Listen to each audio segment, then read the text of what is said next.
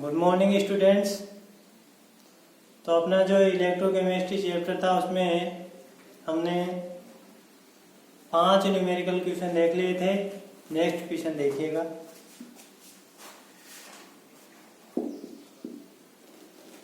Zero point 1 मोल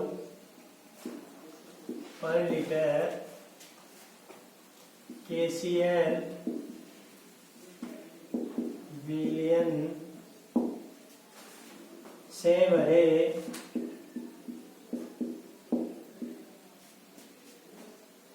हुए चालकता cell का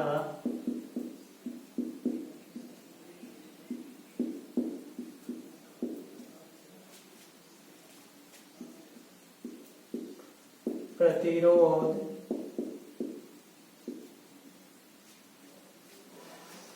100 ओम है।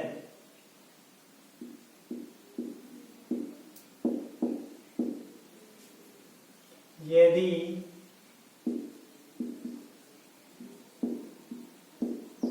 सेल का प्रतिरोध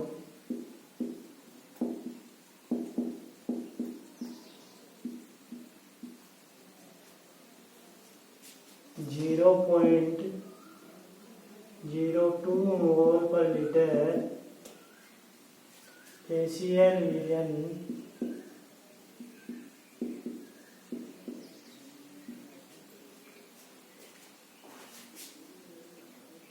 भरने पर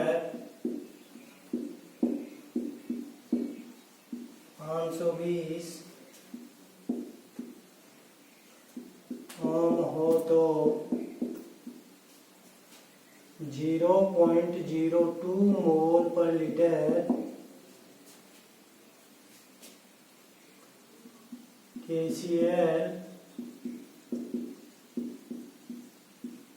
विलयन से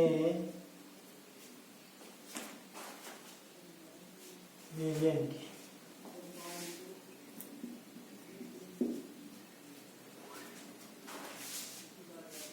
मोलर चालकत्व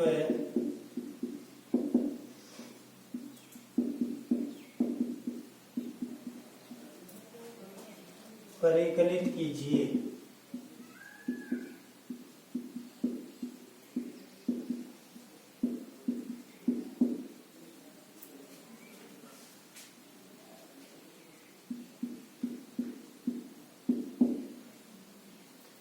यदि 0.1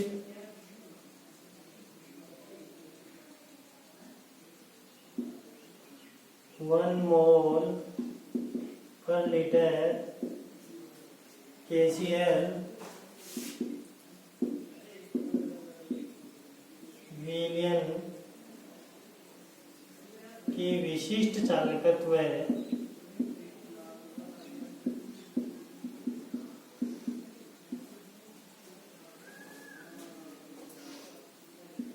या चालकता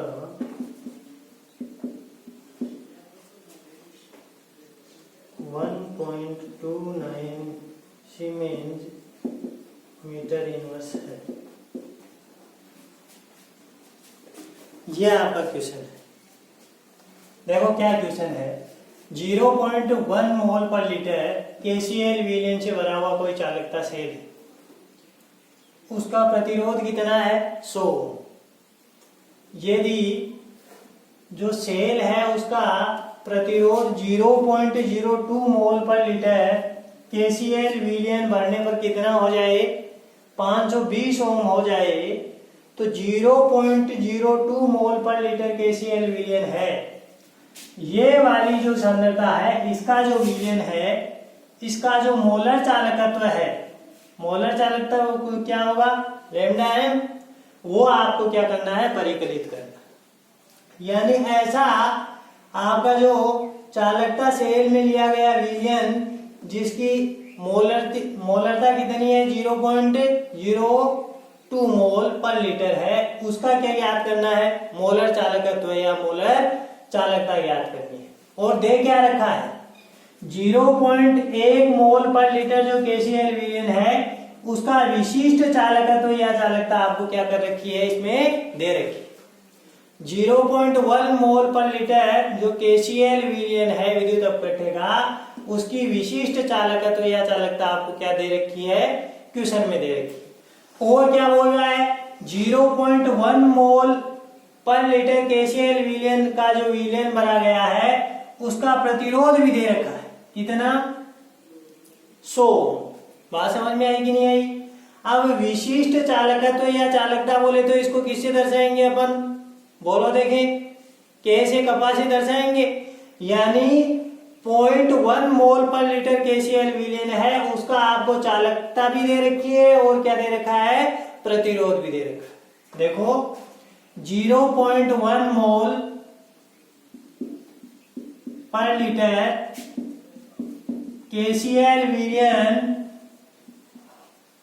का प्रतिरोध कितना दे रखा है, अरे बोलो, कितना दे दिया प्रतिरोध, 100 ओम दे दिया। और यही 0.1 मोल पर लीटर KCl विलयन है,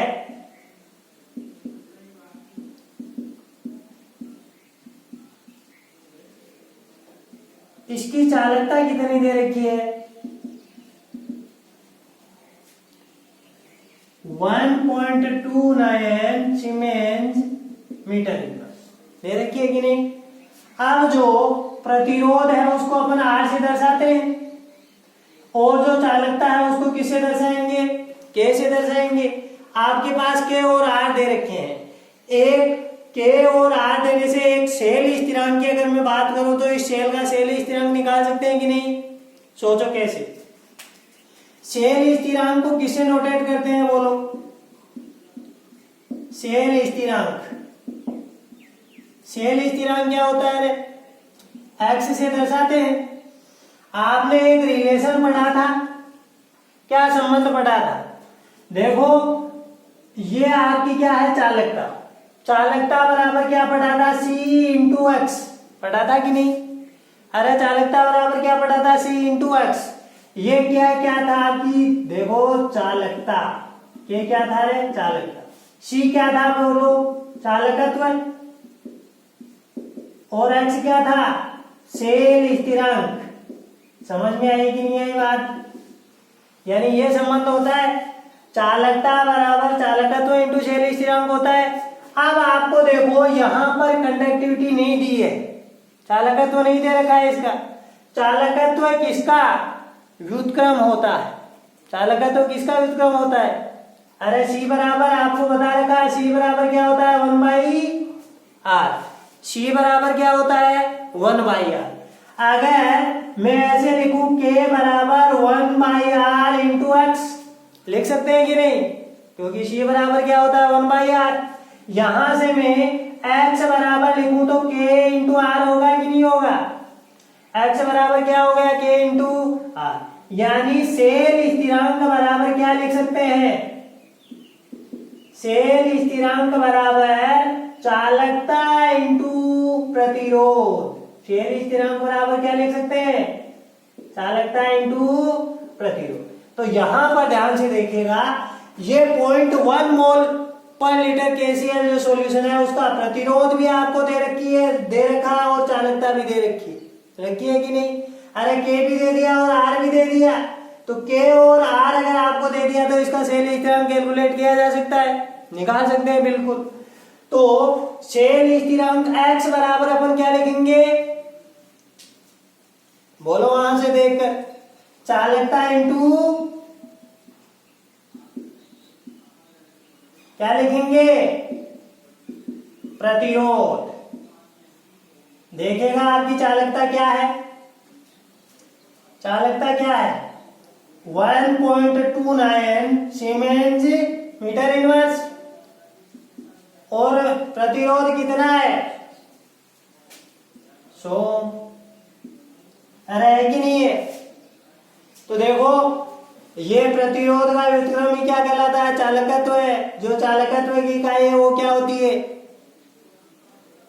सीमेंस। तो इसे सीमेंस इनवर्स होती है, अरे ohm inverse, sorry ohm inverse या क्या होती है, सीमेंस। देखो ये आपका प्रतिरोध है और ये क्या है, चालकता। क्या है, चालकता।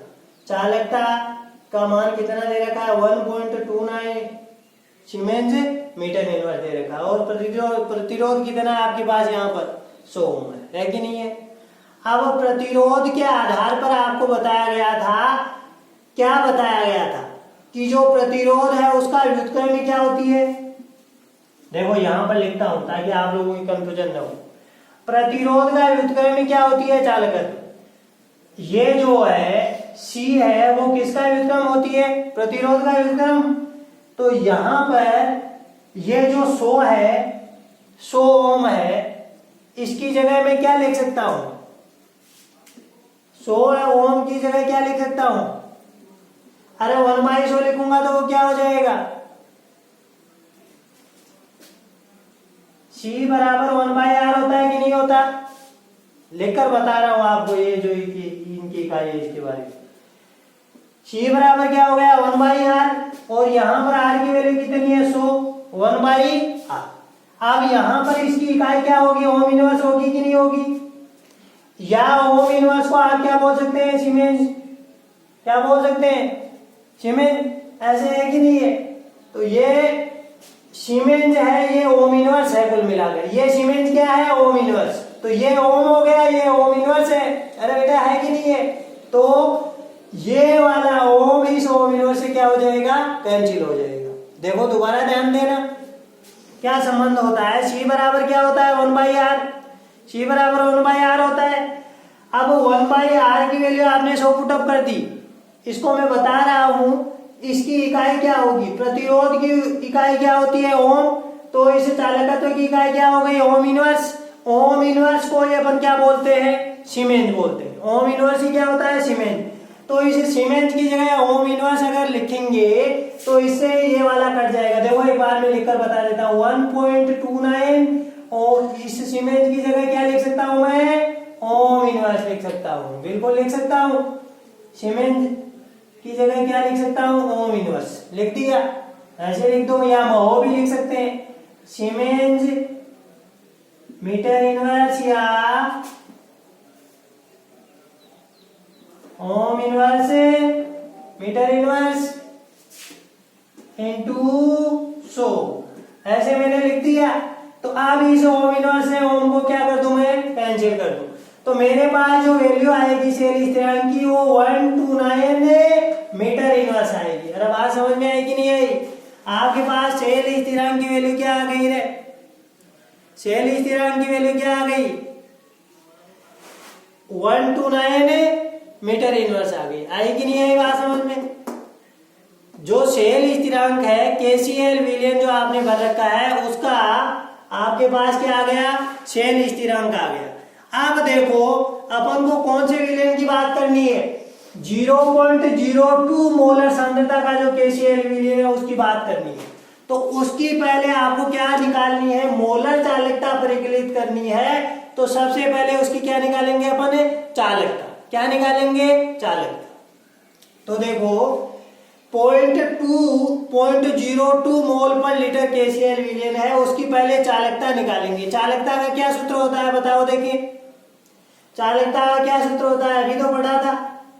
चालकता बराबर क्या होती है, चालकत्व इनटू शेल स्थिरांक। अरे बात समझ में आई कि नहीं आई। अब देखो 0.2 मोल पर लीटर KCl विलयन है, उसका चालकत्व कहां से लाओगे, बोलो कैसे निकालोगे। चालकत्व किसका, प्रतिलोम होता है, प्रतिरोध का। और 0.02 मोल पर लीटर KCl विलयन है, उसका प्रतिरोध तो आपको दे रखा है। कितना दे रखा है, 520 ओम। तो इसकी सहायता से आप क्या कर सकते हैं, 0.02 मोलर जो KCl विलयन है उसकी चालकता या विशिष्ट चालकत्व कैलकुलेट कर सकते हैं। देखो मैं ये वाला आपने अगर नोट कर लिया तो यहां से, या क्वेश्चन को मिटा दूं, नहीं यहीं पर हल करता हूं। 0.02 मोल पर लीटर KCl विलयन का क्या निकालोगे, बोलो देखें, विलयन की चालकता निकालेंगे। क्या निकालेंगे रे? इस विलयन की चालकता निकालेंगे। अब चालकता अगर निकालेंगे तो चालकता का क्या सूत्र होता है? चालकता बराबर चालकत्व इंटू शेल स्थिरांक, चालकत्व इंटू सी इंटू एक्स। अब आपके पास सी है नहीं, चूंकि सी बराबर क्या होता है 1/r, तो यहां पर आपके पास r की वैल्यू दे रखी है, तो इसकी जगह सी की जगह में 1 अपॉन क्या लिख सकता हूं, r कितना है 520 इंटू एक्स अपना कितना है रे? अरे ये कितना आ गया 129 है कि नहीं है? तो यहां से मेरे पास 129 अपॉन 520, ये क्या आ गया? चालकता आ गई। क्या आ गई आपके पास? चालकता आ गई। अरे आई कि नहीं आई? इस चालकता की इकाई क्या होगी? सीमेंस। क्या होगी? Siemens metre inverse. कैसे आई देखो, ध्यान से देख लेना। ये आपकी चालकता होती है, चालकता बराबर क्या होती है 1/r होती है। r है ये प्रतिरोध है, तो 1/ओम यानी ओम इनवर्स हो गया, और ओम इनवर्स को आप क्या लिखते हैं सीमेंस, और 129 ये क्या है शेल स्थिरांक, ये मीटर इनवर्स पहले से है तो ये मीटर इनवर्स और लगा दिया। यानी आपके पास इसकी क्या आ गई 0.02 मोल पर लीटर केसीएल विलयन था, उसकी क्या आ गई आपके पास चालकता आ गई। अरे इस सांद्रता वाले विलयन की चालकता आ गई। अब अगर आपके पास चालकता है और विलयन की सांद्रता आपके पास है तो मोलर चालकता कैलकुलेट कर सकते हो, निकाल सकते हैं कि नहीं? देखो कैसे निकालेंगे। आपको मैंने मोलर चालकता और चालकता में संबंध बताया था। मैंने एक सूत्र तो ये लिखा था लेमडा एम बराबर के इंटू 1000 बाई क्या लिखा था रे?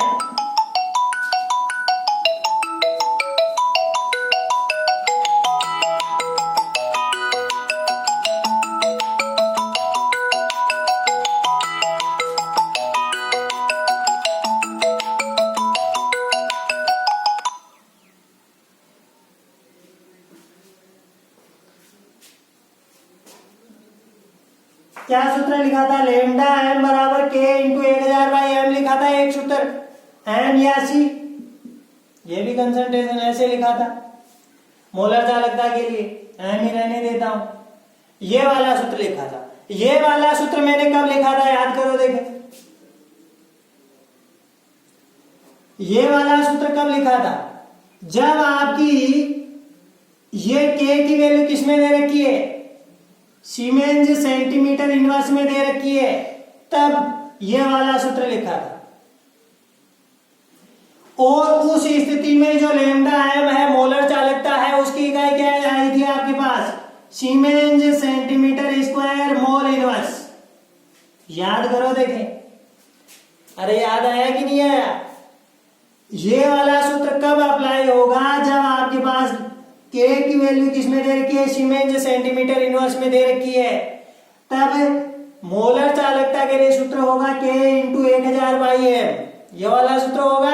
यहां पर अगर ये के की वैल्यू सीमेंस सेंटीमीटर इनवर्स में होगी तो आपके पास ये वाला जो लेमडा एम है इसकी इकाई क्या होगी siemens centimetre square mole inverse में आएगी। लेकिन अपने पास यहां पर क्या हो रहा है? अपने पास यहां पर जो ये के की वैल्यू है, जो चालकता की वैल्यू है, वो किस में आई है? सीमेंस बोलो मीटर इनवर्स में आई है। किस में आई है? मीटर इनवर्स में। तो उसके लिए मैंने आपको सूत्र बताया था लेमडा एम बराबर के अपॉन 1000 इंटू एम। ये वाला सूत्र बताया था कि नहीं बताया था? अरे बात समझ में आई कि नहीं आई? ये वाला सूत्र मैंने आपको बताया था। तो इसमें के की वैल्यू क्या होगी? यहां पर के किस में होगा? के होगा सीमेंस मीटर इनवर्स में, और लेमडा एम की इकाई क्या होगी siemens metre square mole inverse. अरे होगा कि नहीं होगा? इस प्रकार से ये वाला जो फार्मूला है वो अपन अप्लाई करेंगे। कर लो। लेमडा एम बराबर के की वैल्यू कितनी दे रखी है? के की वैल्यू तो अपने पास आ गई। कितनी आई 129 अपॉन 520, और नीचे ये आपका 1000 आ गया, इंटू ये जो एम है मोलरता है वो कितनी दे रखी है 0.0। बात समझ में आई कि नहीं आई? इसको सोलो कर लो, ये यहां गया ऊपर 100 आए, 2 से 2 कैंसिल हो गया तो 129 इंटू 2 इकाई क्या होगी siemens metre square mole inverse. बात समझ में आई कि नहीं आई? इस प्रकार से अपना प्रश्न क्या हो गया सोल्व कर लो, इसको नोट डाउन करो।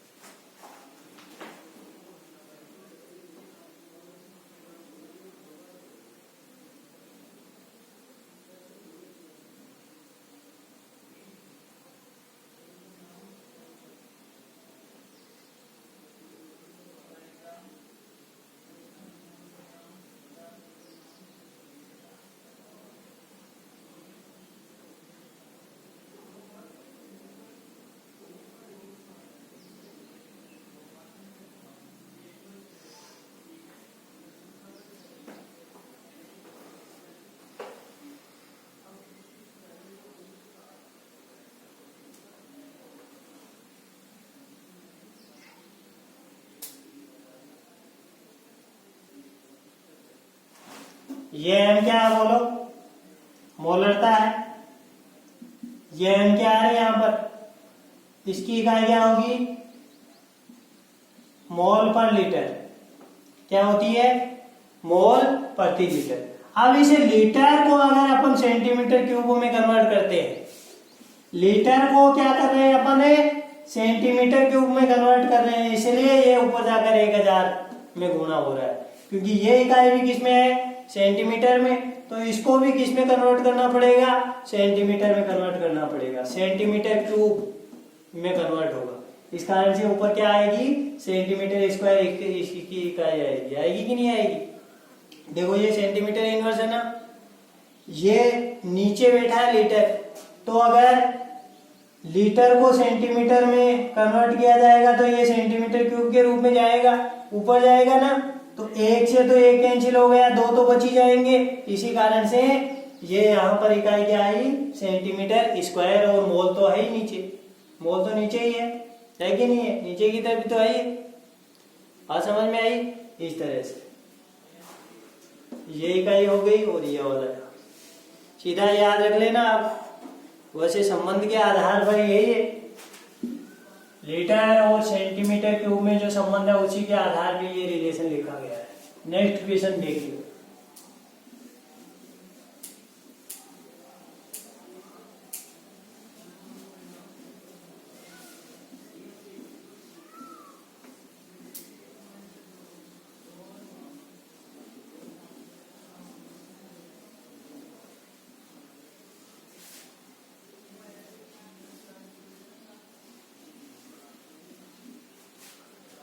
देखो आगे वाला प्रश्न,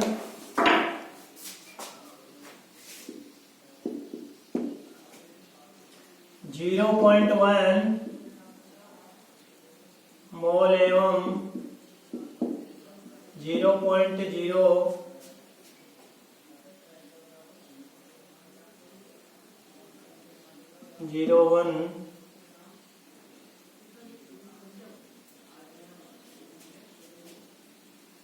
मोलर अमोनियम हाइड्रोक्साइड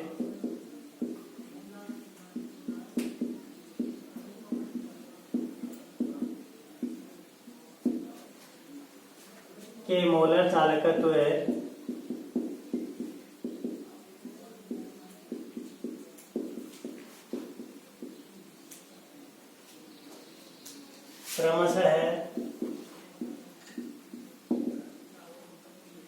3.6 एवं siemens centimetre square mole inverse है। वियोजन की मात्राएं परिकलित कीजिए।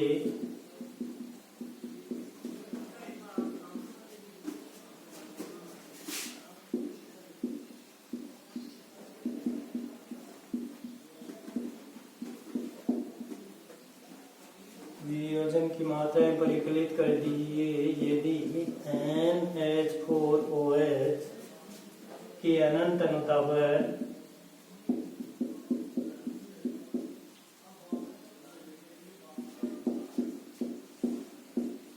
मोलर चालकत्व है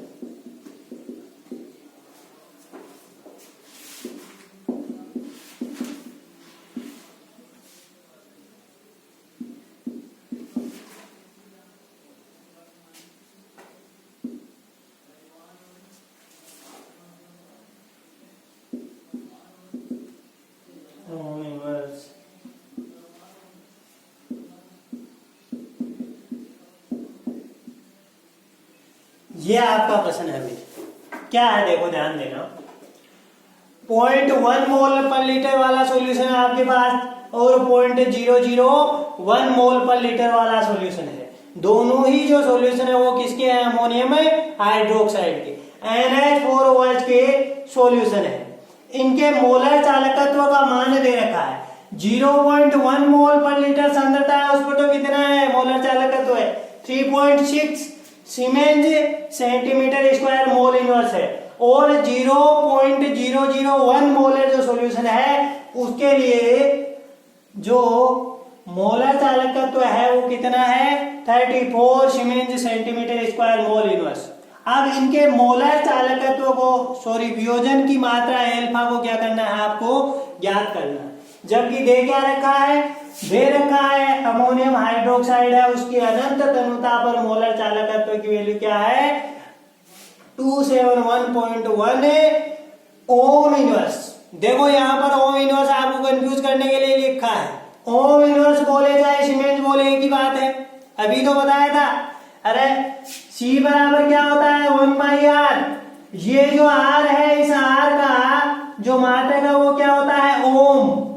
तो इस C की इकाई क्या हो जाएगी? C की इकाई क्या हो जाएगी? या तो ओम इनवर्स बोल दो बेटा, या इसको महो बोल दो, या इसको क्या बोल दो सीमेंस बोल दो, तीनों एक ही बात है। तो यहां पर तो उसने क्या लिखा सीमेंस लिख दिया, और यहां पर क्या कर दिया इसको ओम इनवर्स कर दिया। तो इसको ऐसे भी ले सकते हैं या 271.1 ओम की जगह में क्या कर दूं siemens centimetre square mole inverse. अरे लिखा जा सकता है कि ऐसे? बिल्कुल लिखा जा सकता है। अब देखो वियोजन की मात्रा आपको परिकलित करनी है, तो देखो दो सिचुएशन हो जाएंगी यहाँ पर। एक तो सांद्रता ये वाली और एक सांद्रता ये वाली, और ये अनंत अनुता पर चालक तो आपको दे ही रखा है। बात समझ में आ गई? तो देखो जब सांद्रता कितनी है 0.1 मोलर है तो एल्फा निकाले। एल्फा क्या होता है? देखो वियोजन की मात्रा क्या होती है दी गई सांद्रता पर मोलर चालकत्व है अपॉन अनंत तनुता पर मोलर चालकत्व। देखो एल्फा क्या होती है? एल्फा होती है lambda m upon lambda m nought. बात समझ में आ गई? ये तो दी गई सांद्रता पर चालकता है, ये तो सांद्रता C पर मोलर चालकता है, और ये अनंत तनुता पर मोलर चालकता है। देखो लिखेंगे दी गई सांद्रता पर मोलर चालकत्व तो बोल दो चाहे चालकता बोल दो, मोलर चालकत्व तो अपॉन अनंत तनुता पर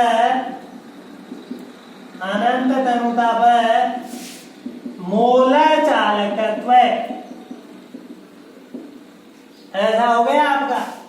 अरे देखो रे सांद्रता कितनी दे रखी है 0.1 दे रखी है कि नहीं, और अनंत तनुता ये सांद्रता 0.1 है तो उस स्थिति में मोलर चालकत्व कितना है 3.6। तो ये दी गई सांद्रता पर तो मोलर चालकत्व कितना है 3.6। इकाई क्या होगी बोलो सीमेंस सेंटीमीटर स्क्वायर और मोल यूनिट्स। बात समझ में आ गई। ये इसकी इकाई हो गई 3.6। अब देखो अनंत तनुता पर कितनी दे रखी है। अनंत तनुता पर मोलर चालकत्व की वैल्यू 371.1 सीमेंस लिख दो सेंटीमीटर स्क्वायर लिख दो मोल इनवर्स लिख दो। अरे लिख दे कि नहीं लिख दे। ये यहाँ पर कैंसिल आउट हो गए। ये वाली जो वैल्यू है वो आपके पास जितनी भी आए इसका जो मान है वो कितना आएगा 1.125। इकाई इसकी होगी नहीं यूनिट लेस है वियोजन की मात्रा है कि नहीं है। अब देखो प्रतिशत में आपको निकालना है वियोजन प्रतिशत निकालना है तो 1.125 इंटू किससे मल्टीप्लाई करते हैं 100 से then the value will be. अरे बोलो कितनी हो जाएगी।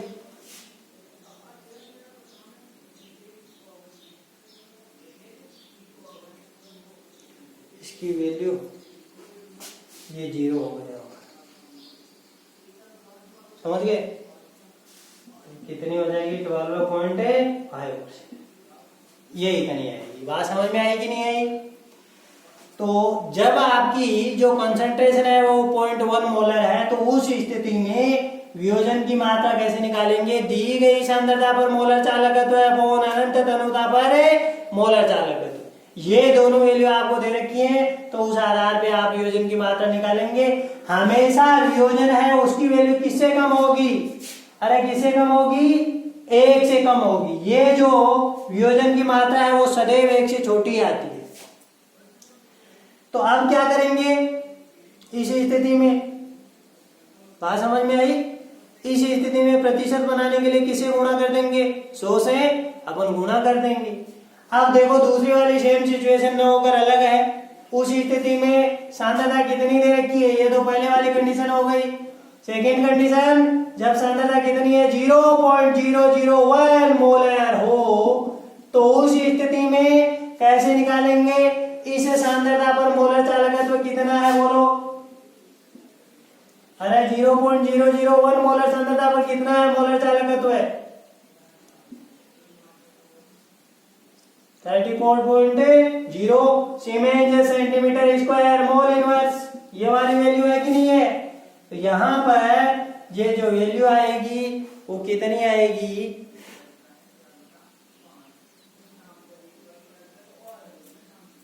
ये जितने भी आओ आप निकाल लेना है उसके आगे परसेंटेज लगा 100 से मल्टीप्लाई करेंगे तो वो किस में आ जाएगी प्रतिशत में आ जाएगी।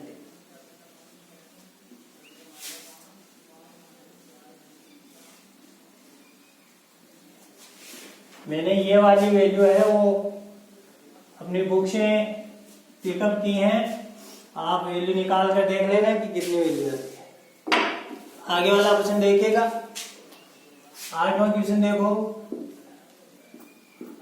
निकल 2+ निकल इलेक्ट्रोड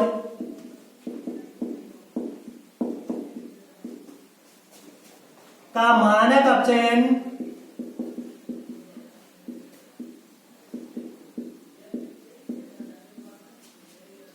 इलेक्ट्रोड विभव ज्ञात कीजिए।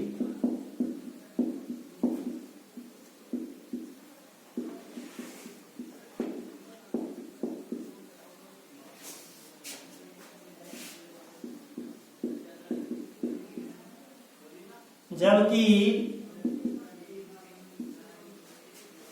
सेल निकल 2+ 1 मोलर इसकी कंसंट्रेशन है Cu2+ 1 मोलर कंसंट्रेशन Cu का सेल विभव का सेल विभव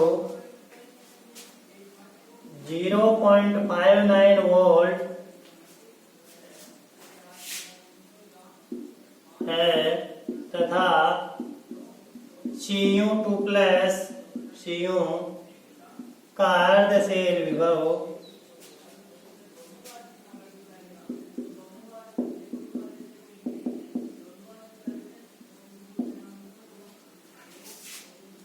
0.34 वोल्ट है।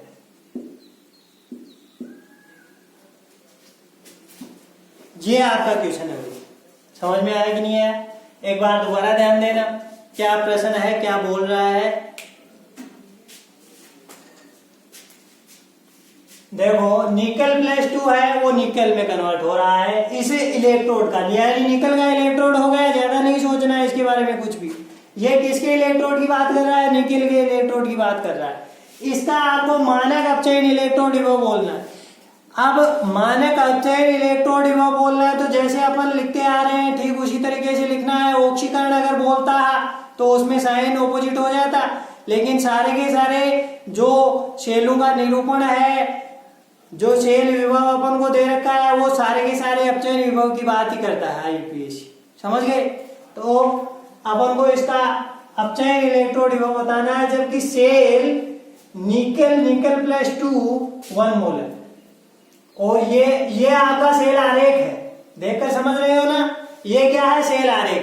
तो देखो एक बार फिर से इसको मैं राइट डाउन करता हूं। निकल 2 प्लस कंसंट्रेशन दे दी 1 मोल है, ये आपका साल्ट ब्रिज हो गया। Cu2 प्लस 1 मोल है और ये क्या हो गया? आपका कॉपर इलेक्ट्रोड हो गया। अरे ये तो क्या होगी बोलो? एनोड हाफ रिएक्शन हुई कि नहीं हुई? ये आपकी क्या हो गई? कैथोड हाफ रिएक्शन हो गई।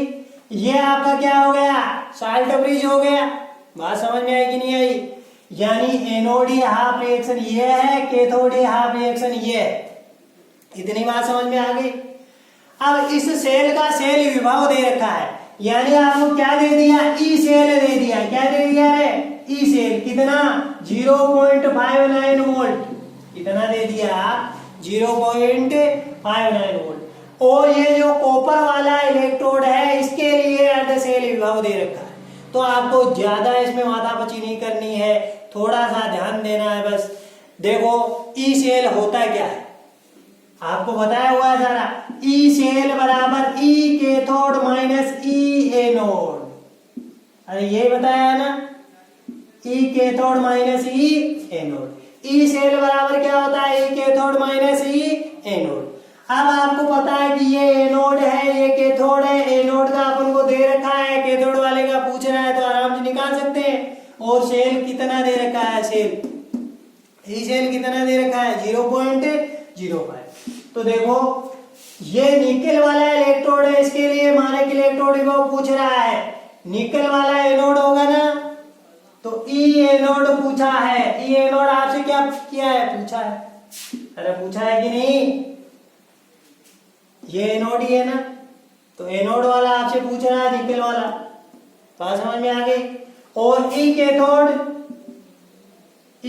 दे रखा है कि पूछा है? बोलो। कैथोड वाला कॉपर वाला इलेक्ट्रोड कैथोड है, तो इसके लिए आपको वैल्यू कितनी दे रखी है? 0.34 वोल्ट। कितनी दे रखी है? 0.34 वोल्ट। देखो ये नोड आराम से कैलकुलेट कर सकते हैं। देखो कैसे निकालोगे, बोलो। देख ई सेल तो कितना बोलो? 0.59 वोल्ट है कि नहीं है? ई कैथोड कितना है? 0.34 माइनस ई एनोड। अरे बात समझ में आ गई? एनोड तो निकालना है। तो देखो एनोड को इधर लेकर आओ तो पॉजिटिव हो जाएगा, ई एनोड आएगा आपके पास। ई एनोड बराबर ये 0.34 इधर ही बैठा था, ये उधर जाएगा, नेगेटिव होगा 0.59। अरे हुआ कि नहीं हुआ? हटा दो। 5 कितना आया? 0.2 आया कि नहीं आया समझ में? ये रिडक्शन आया कि ऑक्सीडेशन आया, हमेशा क्या आएगा, रिडक्शन पोटेंशियल ही आएगा, आएगा कि नहीं आएगा। अब अगर आपके पास ये इनोड है, सेल है, ये इनोड एनोड है, तो ये इनोड कैथोड होगा। बात समझ में आ गई। ये इनोड कैथोड दे रखा है, ये इनोड सेल दे रखा है, तो ये इनोड एनोड ही आपके पास प्राप्त होगा। इस तरह से आप क्या कर सकते हैं, निकाल सकते हैं। अब यहाँ पर ये ई है या ई सेल है या ई नोड सेल है, इसके बारे में थोड़ी सी चर्चा करते हैं। देखो पूछा क्या है आपसे, मानक इलेक्ट्रोड विभव पूछा है। मानक इलेक्ट्रोड विभव मानक परिस्थिति में, मानक परिस्थितियां कौन कौन सी मैंने आपको बताया था, पीसीटी वाली तीनों कंडीशन याद कर लो। मानक परिस्थितियां क्या हो, जब दाब है वो 1 बार हो, कंसंट्रेशन इकाई हो, और टेम्परेचर एनी टेम्परेचर आप लोग ले सकते हैं, लेकिन 27 डिग्री सेल्सियस नॉर्मली अपन लेते हैं, क्योंकि कमरे के तापमान ही अपन यहाँ पर कंसीडर करते हैं। तो देखो यहाँ पर कंसंट्रेशन इकाई बोल रहा है कि नहीं, यानी इस स्थिति में जो सेल विभव है वो क्या है बेटा, E nought cell. E nought cell इसने दिया है, और ई नोड कैथोड इसने दिया है कि नहीं, क्योंकि यहां पर भी कंसंट्रेशन इकाई बोल रहा है कि नहीं बोल रहा। तो आपके पास जो आएगा वो भी क्या आएगा, ई नोड एनोड आएगा, यानी मानक एनोड अपचयन विभव आएगा कि नहीं आएगा। तो ये जैसे लिखेंगे, ई नोड सेल बराबर ई नोड कैथोड माइनस ई नोड एनोड। ये वाली वैल्यू आपने निकाल ली, आपके पास वैल्यू क्या आएगी, ई नोड एनोड आएगी, और वो एनोड वाला ही क्या रहेगा, निकल वाला अर्ध सेल विभव आपके पास आया समझ में। नेक्स्ट क्वेश्चन देखिएगा,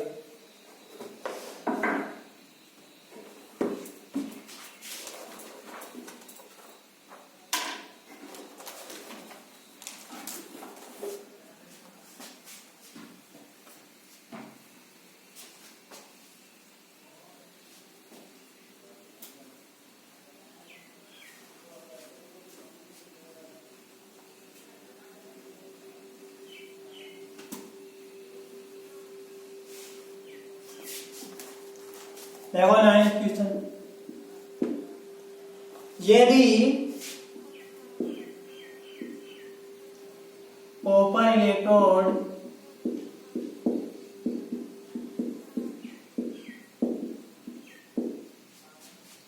का मानक इलेक्ट्रोड विभव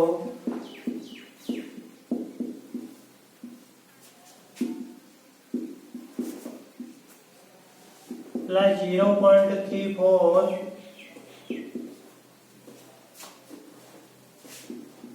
वोल्ट है, तो 0.1 मोलर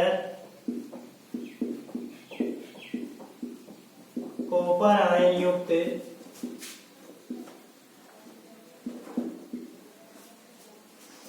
विलयन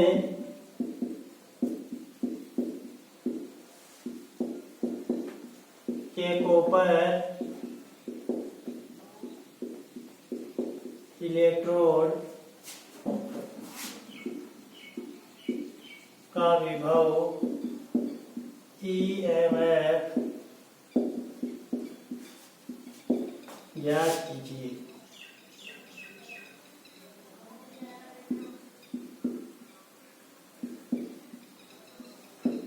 लॉग टाइम की वैल्यू कितनी दे रखी है, ऐसे आपके पास।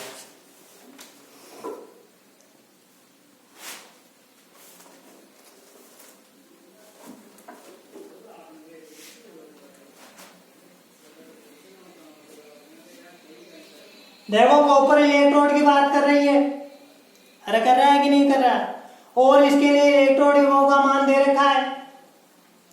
इलेक्ट्रोड विभव का मान कितना दे रखा है, मानक इलेक्ट्रोड विभव का मान दे रखा है, कितना दे रखा है 0.34 वोल्ट, कितना दे रखा है 0.34 वोल्ट दे रखा है। और पूछा क्या है, जब इसके लिए कंसंट्रेशन 0.1 मोलर विलयन है, तो उस स्थिति में कॉपर इलेक्ट्रोड का इलेक्ट्रोड विभव ज्ञात कीजिए। देखो मैंने आपको बताया था कि नेनसेट जो इक्वेशन है उसकी सहायता से अपन क्या क्या कर सकते हैं, उसकी सहायता से किसी सेल का सेल विभव ज्ञात कर सकते हैं, किसी इलेक्ट्रोड का इलेक्ट्रोड विभव ज्ञात कर सकते हैं। तो यहाँ पर ये सांद्रता देकर इस सांद्रता पर पूछ रहा है कि इस इलेक्ट्रोड का इलेक्ट्रोड विभव कितना होगा। बात समझ में आई कि नहीं आई? देखो ये वाला जो इलेक्ट्रोड विभव है ये मानक इलेक्ट्रोड विभव है। इसका मतलब आप लोग समझे कि नहीं समझे? ये इलेक्ट्रोड विभव है वो मानक परिस्थिति में है। मानक परिस्थिति में कैसे? यहां पर प्रेशर की अगर बात की जाए तो 1 बार है कि नहीं है, कंसंट्रेशन की बात की जाए तो 1 मोलर कंसंट्रेशन है, और टेम्परेचर की बात करें तो एनी टेम्परेचर, कोई भी टेम्परेचर हो सकता है। बात समझ में आ गई? तो उस स्थिति में ये वाला जो कॉपर इलेक्ट्रोड है इसका इलेक्ट्रोड विभव कितना है? 0.34 वोल्ट है। लेकिन यहां पर कंसंट्रेशन इसकी चेंज कर दी इसने। कंसंट्रेशन कितनी कर दी बेटा? 0.1 मोलर कर दी। 1 मोलर से क्या कर दी? 0.1 मोलर। तो इस स्थिति में इस कॉपर इलेक्ट्रोड का इलेक्ट्रोड विभव कितना होगा वो आपको क्या करना है? कैलकुलेट करना है। कैसे कैलकुलेट करेंगे? आप सबको बताया हुआ है ई सेल बराबर क्या होता है? ई सेल बराबर E note cell minus 0.059 upon बोलो एन लॉग के। बात समझ में आई कि नहीं आई? इस तरह का इक्वेशन अपने पास है। यहां पर ये वाली ई सेल की बात न करके ई इलेक्ट्रोड की बात कर रहा है। ई इलेक्ट्रोड बराबर E naught electrode minus 0.059 upon n log K. ऐसे लिखेंगे कि नहीं लिखेंगे बेटा? बिल्कुल ये वाला सूत्र काम में आ जाएगा यहाँ पर। लेकिन उससे पहले आपको इस सेल के लिए जो सेल रिएक्शन इस पर संपन्न हो रही है उसकी चर्चा करनी पड़ेगी। तो कॉपर इलेक्ट्रोड के लिए आप ये जो सेल रिएक्शन है, अर्ध सेल रिएक्शन है, उसको किस तरह से लिखोगे? बोलो, अरे बात समझे कि नहीं समझे? देखो